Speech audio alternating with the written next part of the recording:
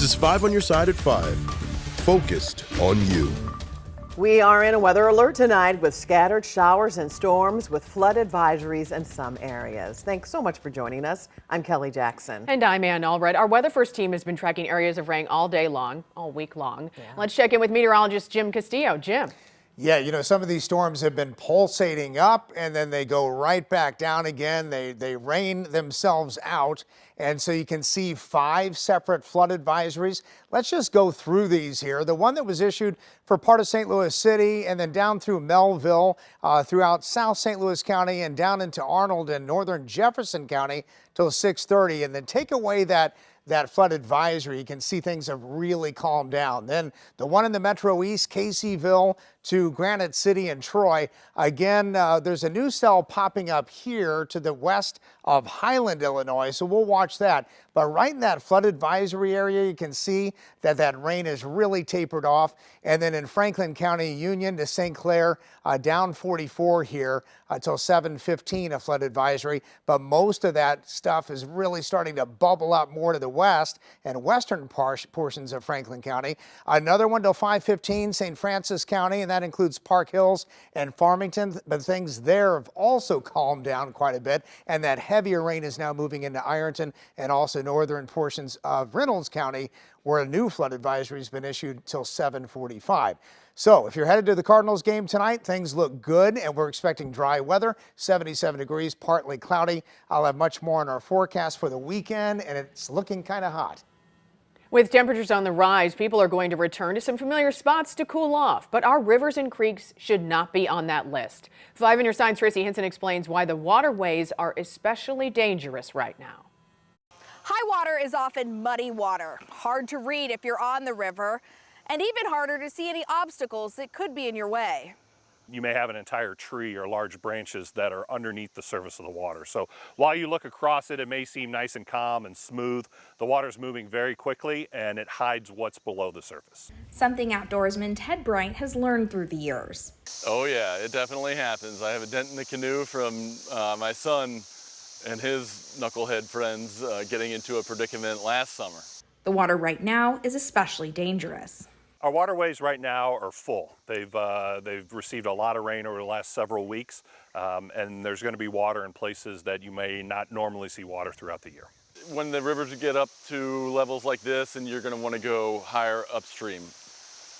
They are navigable upstream because they subside a little bit quicker. Even if you're on the rivers regularly, it's never the same river twice. Recent rainfall, heavy rainfall, can change the pattern of flow and change where certain obstacles are in the water. Along the Merrimack, I'm Tracy Hinson, 5 on your side. For the latest on the weekend forecast and our chances for rain next week, just text the word weather to 314-425-5355. St. Louis police, prosecutors, and politicians are promoting a safer downtown. Mayor Jones kicked off the big City Social event downtown with a press conference this morning. Our political editor, Mark Maxwell, is live there now. Mark. Ann and Kelly, good evening. The morning after officially launching her bid for a second term, Mayor Jones came downtown here to kick off this big City Social event and declared the downtown comeback is only getting started. I love downtown. Mayor Tashara Jones brought the city's top cop, prosecutor, and the business community to Washington Avenue to show signs of a safe, vibrant, beautiful downtown. And we're going to have the best downtown in America. But many of downtown's largest buildings remain empty. Those big vacancies cause us to look backwards. They remind us of our challenges. In her State of the City address, Jones declared St. Louis was in a renaissance. If the city is in a renaissance, why aren't more people moving here?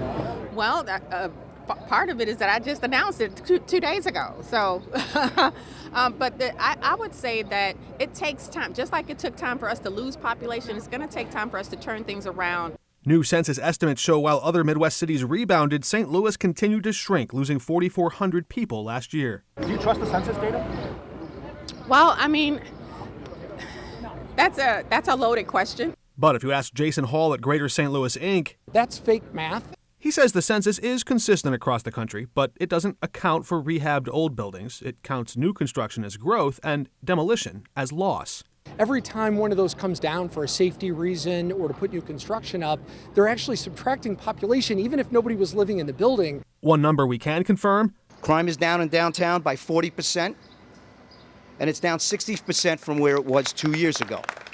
Chief Robert Tracy said the department is ramping up a recruiting blitz with these new TV ads. Who's paying for them? How much do they cost? We get some foundation, and we look at some grant money. Tracy says one by one, some officers who moved out to the suburbs are starting to come back. People are coming back to St. Louis. We're still losing the war to attrition, or the attrition, but we've slowed it down.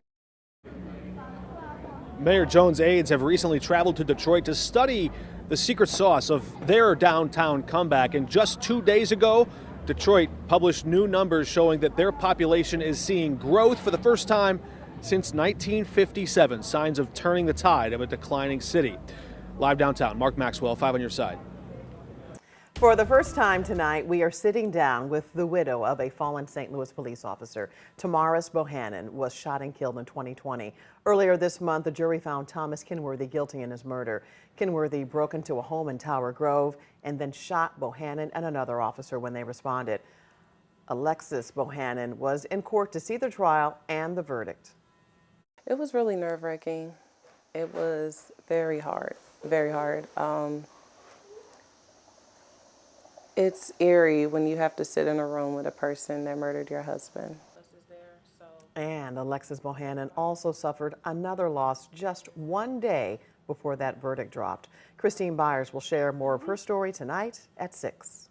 Former State Senator Jamila Nasheed is facing possible charges for driving while intoxicated. She was arrested last night in St. Charles County. She was stopped for speeding on I-70 near Lake St. Louis Boulevard. She failed a breathalyzer and was arrested for DWI before being released. So far, prosecutors have not filed charges. Nasheed was elected to the Missouri House in 2005. She later moved to the Senate. Her latest role is Missouri's parole board.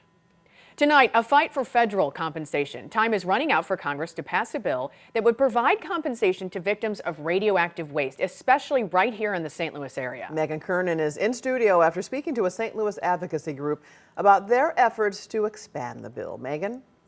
That's right, Kelly. I sat down with the co-founders of Just Moms STL this afternoon. They just returned from Washington, D.C. last night. The group has been to D.C. 5 times since September, but say this was their most important visit yet. Now that's because June 7th is the deadline to pass RECA. Co-founders Karen Nickel and Dawn Chapman have been hoping to meet with House Speaker Mike Johnson for months. Yesterday, Congresswoman Ann Wagner helped them secure a meeting with Speaker Johnson's policy director.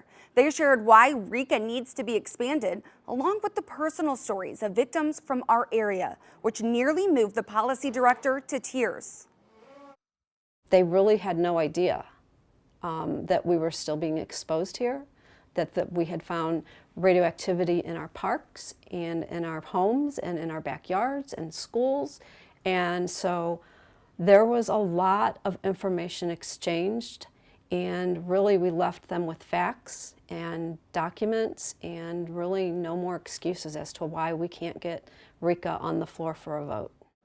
After meeting with the policy director, Nickel and Chapman say they're feeling hopeful about the deadline. The co-founders just got off the phone with Senator Josh Hawley. They're making an offer to go back to D.C. early next week to meet with Speaker Johnson himself if he still has any questions. And thanks, Megan. Pro golfer Scotty Scheffler arrested hours before teeing off at the PGA Championship. Now he's reacting to the felony assault charge against him. A safe house in Franklin County. One domestic violence survivor shares her story as a new shelter opens soon. The Folds of Honor campaign, sponsored by Schnucks, is underway. You have through May 28th to round up at the register at all area Schnucks locations.